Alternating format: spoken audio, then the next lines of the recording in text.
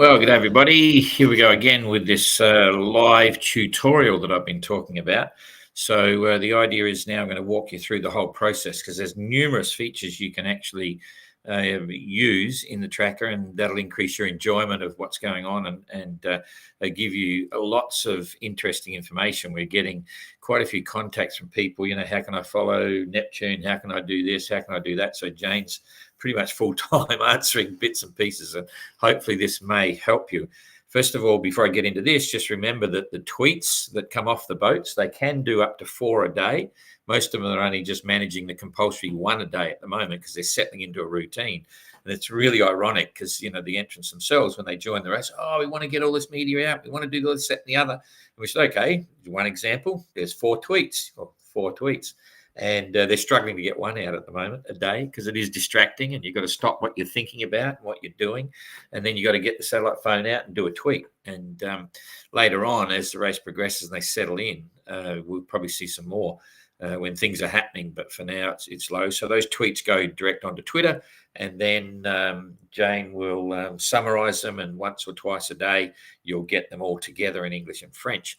So then the SoundClouds, we've got a couple happening now. They're going up. We'll put them onto Facebook as well, just to show you what's happening. Some of the signal's weak at the moment, but that SoundCloud is available to anyone on the OGR website to go back and play them. They'll be indexed to each of the entrants as time goes by.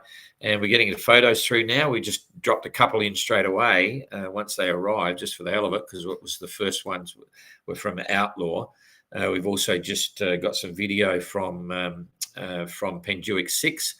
We've sent that to their team, and I'm certain they'll put that up shortly. We're not going to put it up. We'll let them have the bang because it's a pretty good video. And then we'll no doubt link to that or something when we do the press release later this week. And so there's things happening. For now, we'll talk about the tracker. So I'm going to bring you into the website now.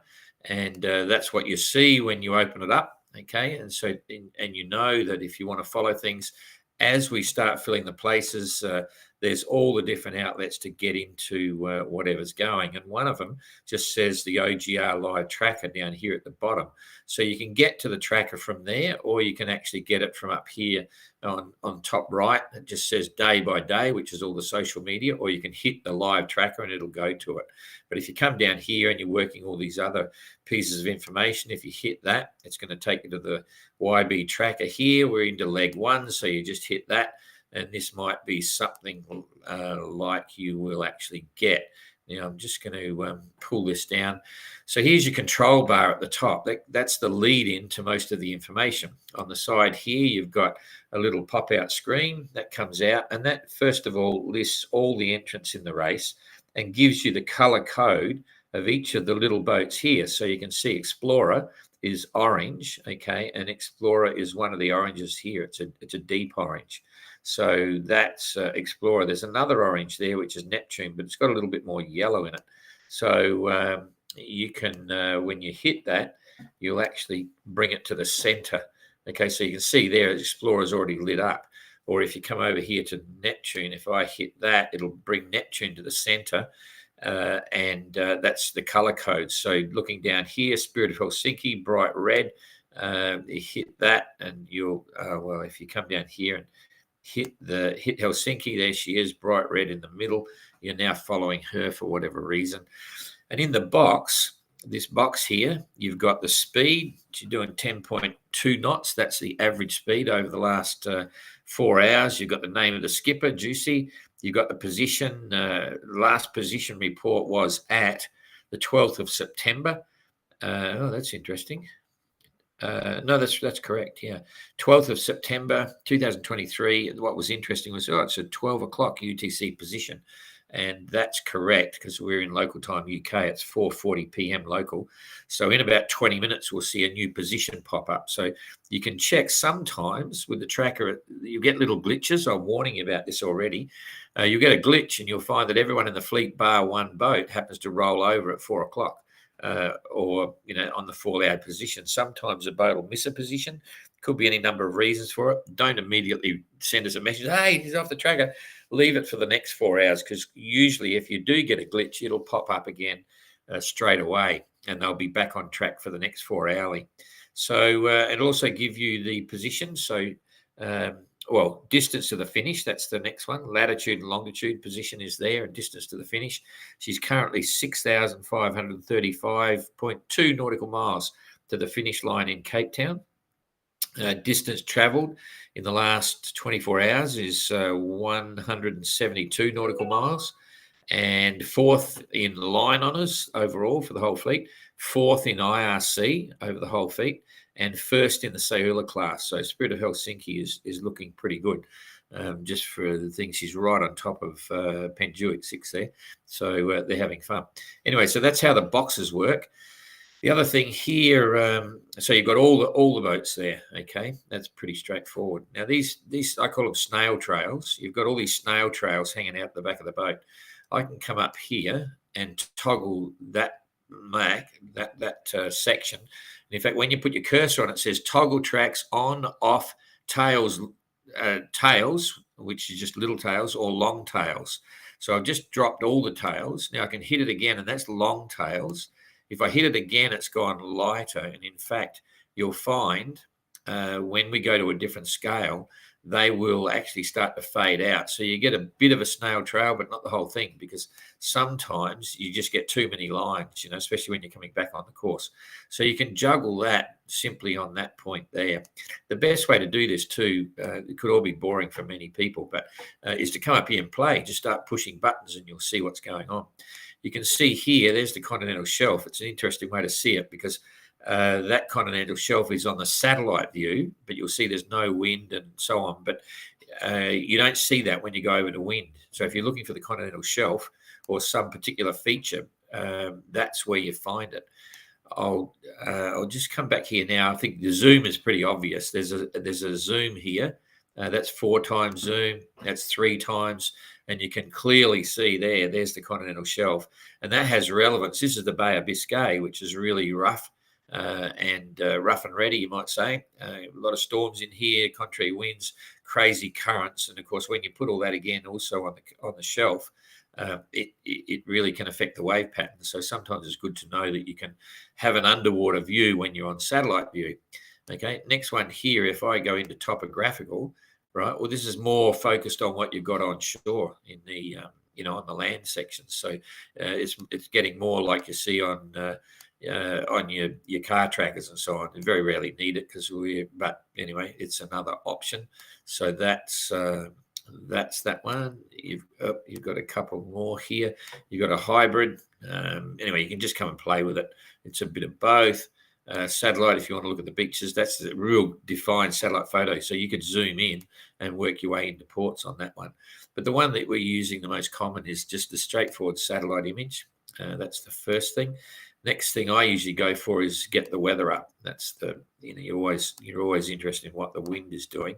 So you hit that little wind sock there, the sort of thing you get down at the airport, and it puts an overlay of windy weather. And if you've never seen windy, you'll hear me talk about it a lot because I actually refer to the main program of windy. It's got lots of computer models, and it'll tell you exactly what's going on with the weather. Now, this one, up until a few months ago, and I believe it'll still be the same, the windy weather overlay here is a specific one. You won't find one exactly the same as this on windy. Windy will have 4 different computer models, and this is like a composite. It's a special composite that I think they produce, which is a combination or an overview of a few different models, and it shows you all sorts of interesting pressure systems and other weather features, which would, I'm not going to get into the weather at the moment, but you can see here this little tropical system here. We'll talk about that more often, but there's color gradients and so on. I'm not going to go into weather because it'll be completely distracting. I just want to explain to you the features, but you can see we're on windy weather, and the idea is that in fact, the weather's kind of interesting at the moment. It's really weird. There's a lot of open spaces here. If I just, if I zoom this in a bit more and pick a spot and get you down to the gradients here, this is your scale. okay, to work out wind strengths. So we're on wind at the moment, and you can see some colors. So what you do, if you want to know what the wind is in here, in this orangey area, you come down and find an equivalent orange, and that's showing about 28 knots. There's 30 knots when you're starting to get into the red. When you get into the purple at the bottom here, it's getting into the 40 knots, and then it goes into the blues, back into the blues, and you're getting 50s and 60s. Coming back this way, if you're in the green, a nice green area, it's sort of in the 20s, the low 20s, and as you get down into a softer green, you're going down towards 10 knots of wind. Then you've got all these areas here where you're coming to the dark blue. That's 0. There's no wind there at all. So you're actually using this scale, the color scale on the bottom of the map, to determine what the wind strength is that you're looking at a given time. Okay. So that happens for all of the various features to the wind. You get a color scale at the bottom. Now, if I want to look at temperature, it's exactly the same. So that all looks orange, but I actually need to come down to the bottom of the chart here, and you can see this sort of orange is somewhere here. It's 25 degrees, 28 degrees, something like that. It's hard to, if I go up where it's getting cooler, it's getting greener, it's down around 10 degrees, or it's coming to 12 degrees. So you use the color gradient for temperature as well. That's pretty straightforward. Then if I go into pressure, this is a little softer, and I've got to tell you, the weather's really strange in the Atlantic at the moment. There's not a lot of definition, but you can sort of see here there's a very soft, lighty greeny color here. This is a dirty browny color here. So that's actually a pressure gradient. It's not, but you can see it here. So 1,020 hectopascals, which is, or millibars, is in this area here. So that's probably about 1,020. When you get into the greens, it's down here into the 1,005, something like that. But I find this the most uninteresting image on windy for the tracker. It's very hard to get any useful information because the gradients just aren't strong enough. So you very, very rarely need pressure there anyway. But we'll talk about how I use the real windy program, the separate one, and that offers some really interesting stuff. This is pretty straightforward. This is cloud cover now. So you've got England over here. You can see where the rain is, okay? And in fact, rain's different again, but this is intense cloud. There's no clouds in the brown bit. That's just straight open. So if we look at the fleet now, they're talking about, they've finally seen the sun. And you can use that to tell if they're likely to have got a celestial fix using their sextant, because if it's cloudy, if they're under cloud for 5 days or 6 days at a time, which will happen in the Southern Ocean, they've got no chance of getting a celestial fix, and they'll have to use dead reckoning to determine their position. So this is the way you can see cloud cover. Now, while we're here, because this should show some movement, distinct movement, if you look at the top there, there's a scale. So all of this information, the wind, the temperature, pressure, clouds, waves, and rain, is set for 12th of September, 2023, 15:30 UTC. That's the time spot. Now I can do two things here. I can click and drag that, you see there, and if I let it go, the clouds have all changed because this is the 13th of September at 21:30 UTC, right? And again, I can click and drag it, and it now takes, this is what you can expect as a forecast for the 15th of September at 2:30 UTC in the morning. All right, so that's one click and drag. The other way I can do it, if I don't touch anything now and I just click that, you can use your left and right key button to do it by the hour. You can see here the timeline is changing. Every time I click it once, it's moving by the hour. And as we go further into this adventure down to Cape Town, I will use this to show you exactly what's happening to the weather and the impacts that it's likely to have on the fleet. So you just keep clicking that one way, you can click it the other way, and you can take it back to where you were before, or you can click and drag. And you do exactly the same movement there to progress the weather fore and aft, just by click and drag or by using your left and right key. So now we've just come out of the English Channel, but there's some serious currents that happen here. And I'll blow this up and just click it by the hour, and you'll see exactly what happens and why the fleet is going to be very happy to get out of here.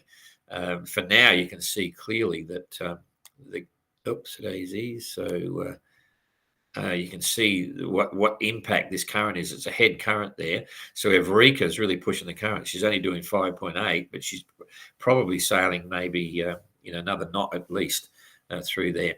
But you watch what happens here. If I move this, I'll move this forward. and you can see how quickly all of a sudden it's come around behind. And in it, remember I say about color gradient, so you want to know how strong is the blue current.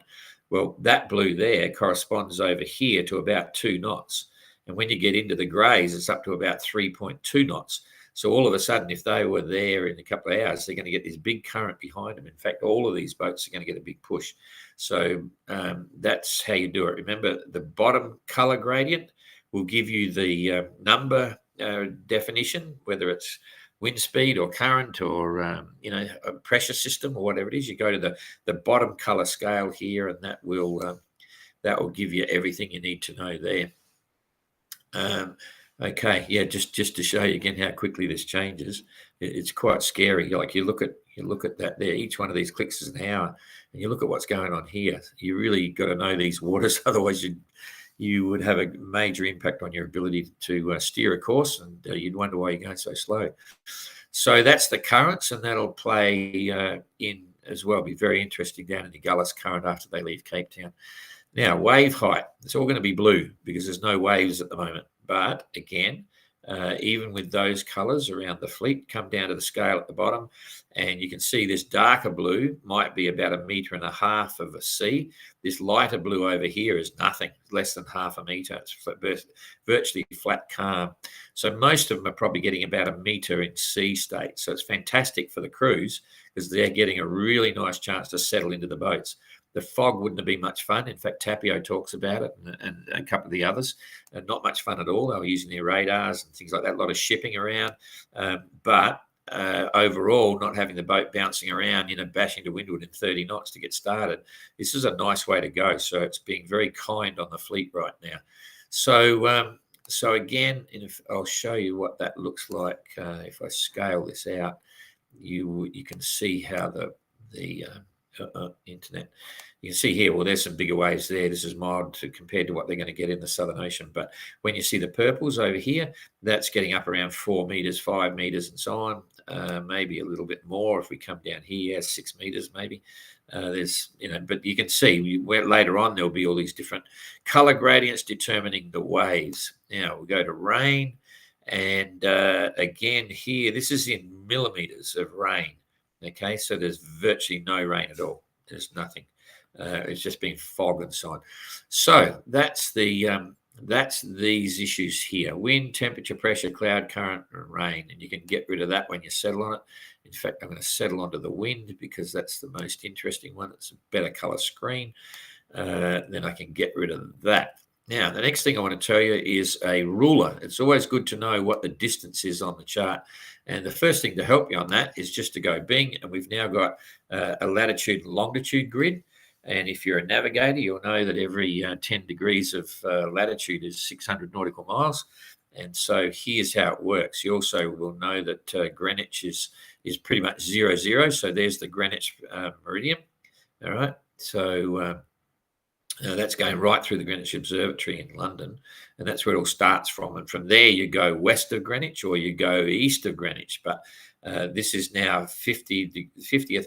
You can see over here, there's a 50. That's the 50th parallel of latitude. That's 50 degrees north of the equator at the moment. I'm not going to give you a navigation lesson, but it does position you at any given time. So here's 20 degrees west of Greenwich. There's 10 degrees west of Greenwich, and so on. If I zoom in on that, if I remember rightly, the scale changes. Yeah, you can see there now it's into 5 degrees. So the scale does change a little bit depending on where you are and what you're doing. Now, to measure the distance, there's a little one there. I put my cursor on. It says toggle ruler. Okay, so that means if I wanted to measure the distance from Galiana with secure straight back to the start line in a straight line, first thing I do is I just hit that toggle ruler. Click right there, that's number 1. Click right there, that's number 2.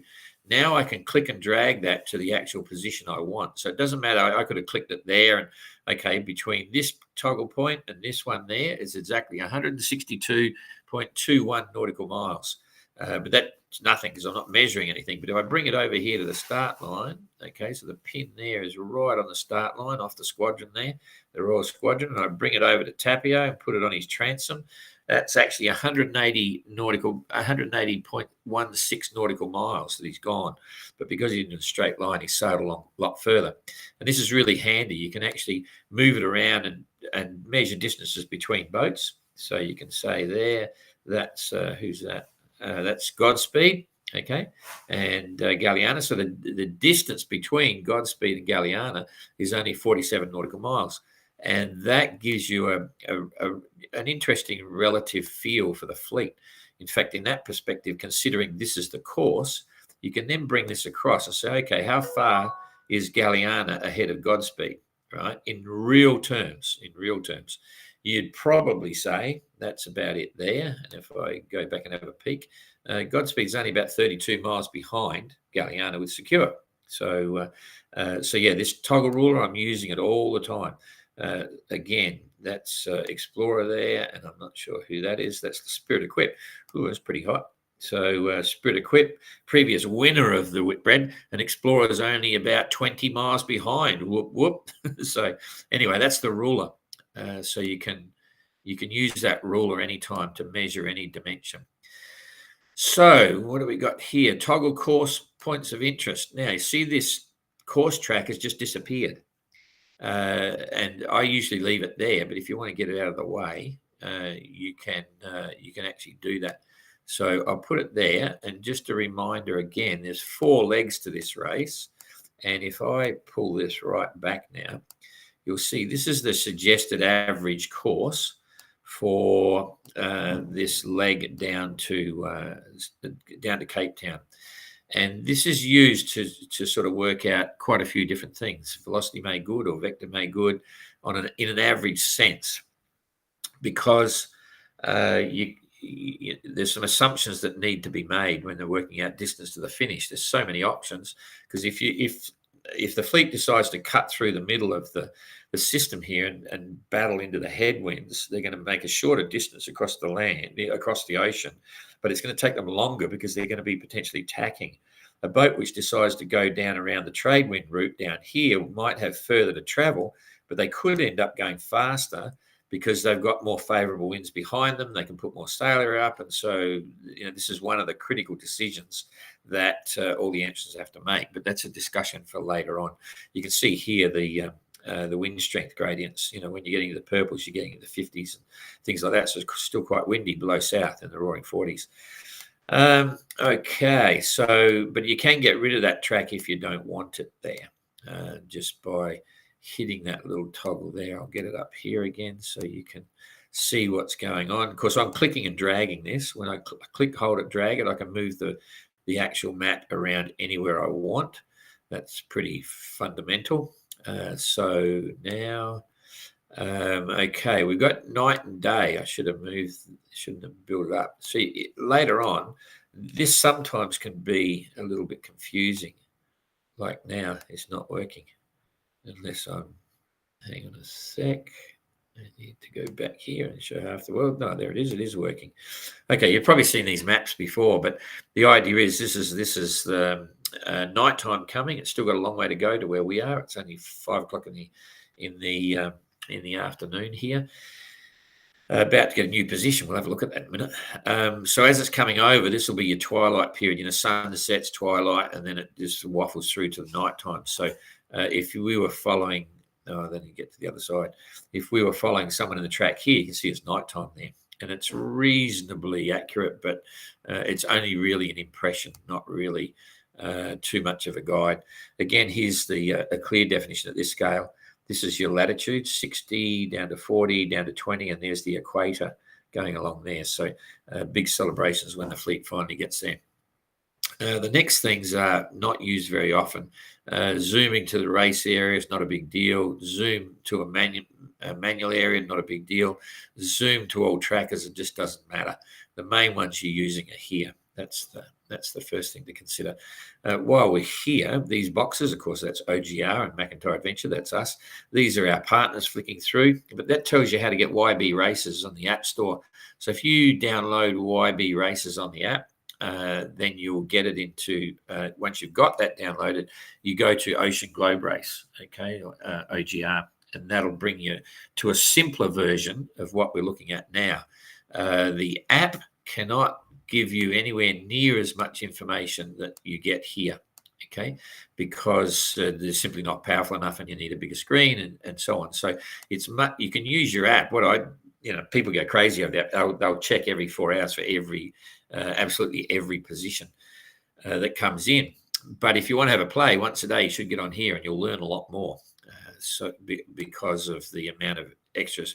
One thing I didn't show, I prefer to like windy, but there is another one here for racing sailors that they'll like, because this is the predict wind graphic to show you wind strength and wind direction. And some will say that the predict wind information is a little more accurate. It's what a lot of the routing programs, the computerized routing programs, will use for a couple of obvious reasons. One is their data points. You can see here all the little dots everywhere is a little data point. It gives you the wind speed, 3-point knots, and the direction. It's very accurate from the computer modeling, and it's easy to put those data points into a routing program for the program then to tell you, oh, you want to head this way and then you want to go that way and blah, blah, blah. When you're using the graphic from Windy, it's more graphic for the average person to see and understand what's happening, but it's harder to actually input that into a software program.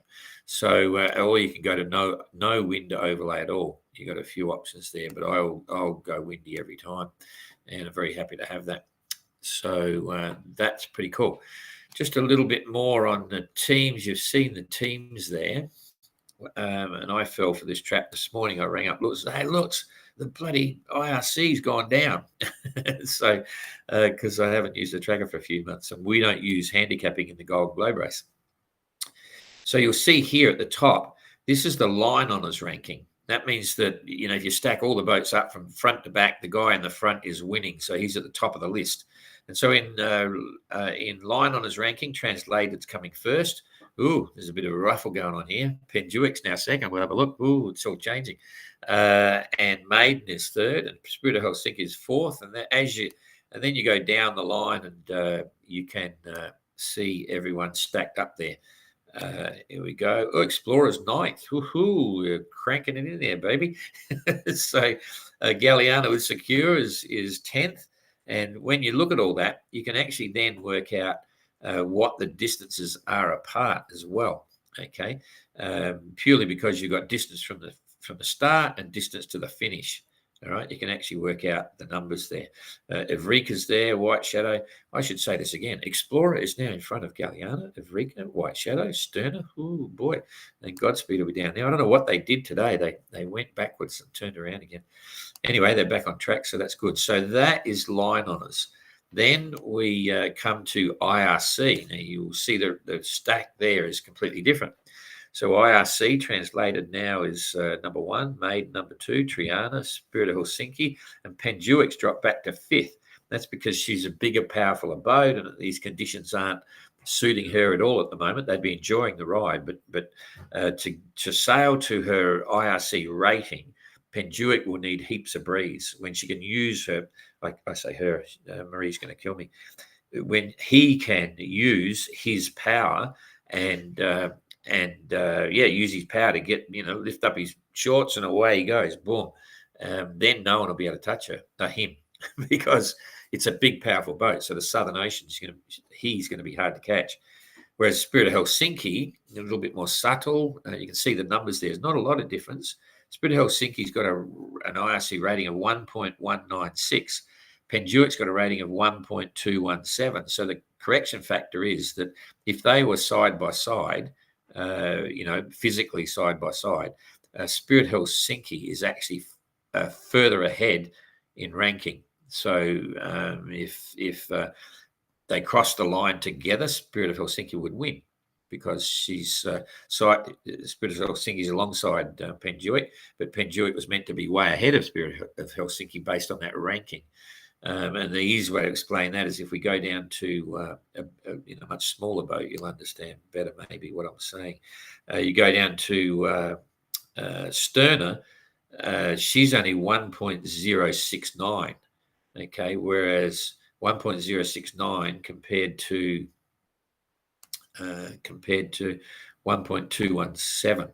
So, it's a correction factor. I don't know whether that's making sense. But anyway, the other interesting thing for me is that Explorer's on 1097 and White Shadow, which is another Swan 57, is on 1095. So that means we've got to be quite a bit faster than White Shadow on the course or further ahead just to stay up with her. And it must be because we got silly sales and stuff like that. We've never really worried about optimizing our rating, which is another discussion for later. But White Shadow did a lot of work. They stripped the boat, weighed it, did all the proper measurements to get a better rating. But we just said, we've got a Swan 57 and we want to go with the standard production boat IRC rating, and they just give you one. And it's the same, pretty much the same for all of the Swan 57s, because we didn't want to spend the time, and we had no time to do the optimization of ratings. So anyway, that's what's happening there. And here you'll see the corrected elapsed time, okay, which is different from the real elapsed time. I find handicapping quite confusing, but when you've got a mixed fleet of boats, it's really important because it means everyone's got a chance of winning, and it's quite common in sailing. So again, up here, you've got another button there, from the start or recent. And I don't think that means anything, or recent ones. I'm not sure about that. From the start, 53. Recent, 34. Corrected elapsed time. I think that's the speed. Well, I'm not sure what that is. I'll have to find out and get back to you on that one. Anyway, so that's the leaderboard. The other things that are there are classes. So I can go to adventure class, right? And you've got Triana, Outlaw, Galliana with Secure, Sterner, and Godspeed. That's the rankings in adventure class. Same again for Sayula class. Explorer's coming second. Spirit of Helsinki, Explorer, Evrika, and White Shadow. That's a tactical thing at the moment. It'll no doubt change as we get further down the track. And in Flyer class, set it up. You've got Translated 9, Maiden, Penduic, the Spirit Equip, and Neptune. So that's sort of how you use the leaderboard there. Just seeing we've been talking about it, we better just have a quick peek here. This is like another tracker update for those that are still here, because there's a few changes happening there. In fact, quite substantial. You can see why Evrika and why these guys have lucked out. Sterner's down here, White Shadow and Evrika are side by side. Those that took this inside route, the wind has changed very slowly for them, and they've got squashed up against the coast, as Brian mentioned in his commentary now that's on the worded daily update. They got trapped here and they've been losing time. Explorers just roaring away because it was tactically interesting to be out that side of the track. I won't say Explorer had that as a plan, but I think they did, as did others. Get out to the west as quick as you can to pick up the breeze, because it's going to swing. And I'm not sure what happened to this inside fleet, but that's getting into being a tracker update rather than a how to use it. I think I've covered off on most of the things that you need to know. That's really about it. I mean, there's other things in here to know about the course later on. There are no marks of the course all the way down to Cape Town now. The boats are free to go wherever they want, but you'll see in the Southern Ocean there are definite no-go zones and things they have to get around. This is the track for leg 1. I'll make it a bit bigger because you might not be able to see that. When they leave leg 1, you've got these little white dots here. This is referring to a group of islands there. I forget what it's called. Hang on, where are we? Come on. It popped up a minute ago. No, it's gone. Okay, that's Kerguelen there. So they've got to leave this group of islands when they come down out of Cape Town. They've got to leave this group of islands. Oh, there it goes. Come on. Oh. It's Crozets. Yeah, of course. Crozets, Kerguelen. They've got to leave them to starboard when they sail past. Then we've got a higher waypoint we put up here because there's potential for a bit of ice here. This is an ice zone, so they've got to go above this waypoint. It's just an imaginary mark, but if they miss it, they get a big penalty. And then from there, they'll come around and go over to Cape Town. To Auckland in New Zealand. Looking forward to get there. When they leave Auckland, there's another waypoint there, so they can't dip south too quickly. Another waypoint there, leave it to starboard. Then they'll come around. There's another one, and they can start working their way around Cape Horn after they've gone past Point Nemo, and then it's up to Punta del Este in Uruguay, up here, and so on. And I think that's about it. I feel as if I've forgotten something, but I don't think I have. So you should know enough to play around with that and enjoy the opportunity of keeping up with it. There might be some questions. The ships jumped forward. Yes, they did. That's because we just had an update. So they jumped forward at 5 o'clock local time for 1600 hours UTC. So they jump. It's automatic. You don't have to refresh it. And I'm talking to myself here. I meant to be there. So that's it. This will be filed on YouTube, so anyone can get access to it. I'm surprised. I hope that all worked because there's only 3 comments here. Oh, comment assistant is off. How did that happen? Oops. I don't know what went on there. Anyway, I better not play with it because it might lose something. Anyway, all good. Thanks for following this, and you can always give us any questions. We will be doing a question and answer session now. In fact, I got people to write questions. I never answered them. We got so busy, but I usually do it once a week, and that'll be coming up soon. And I'll answer the first lot of questions this weekend, hopefully. So thanks a lot, and we will see you all again, not tomorrow for the tracker update. It'll be on Thursday for the tracker update, and then we carry on from there. See you later.